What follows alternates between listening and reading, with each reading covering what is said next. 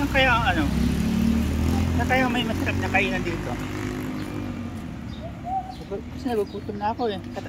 Pagkatapos ko nabiyahe ng kalayo-layo, nagugutom na ako. Yan kaya may masarap na pagkainan dito? Ayun, may nakita akong kainan. Ayun, masarap kaya dun? Ayan o, may original pansit, malabon at iba pa. Masarap kaya yan? Tara, punta natin. Para matikman natin kung masarap siya. Para matikman natin. Ayan. Ayan. Dito ko na oh. Ayun, tama-tama. So, pupunta ako ng bayan mamaya.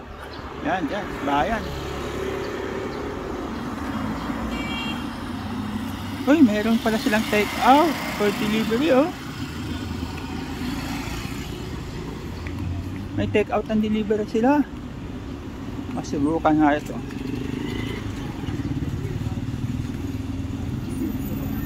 Ayan, mga ano nila oh, mga menu nila.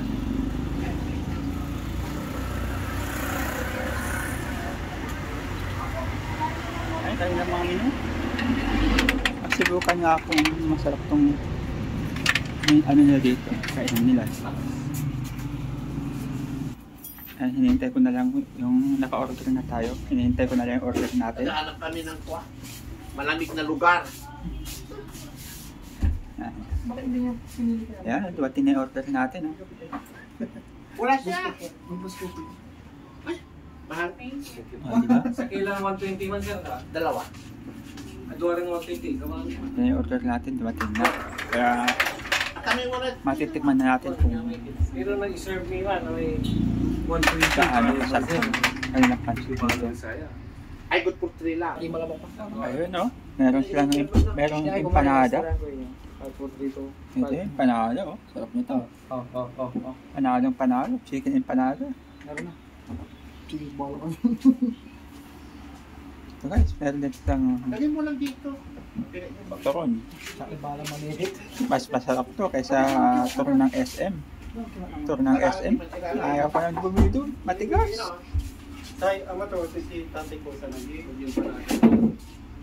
Si tatay po doon.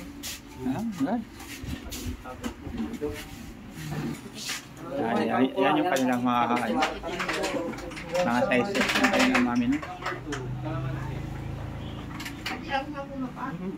Medium size 750 10 hanggang 12 katao na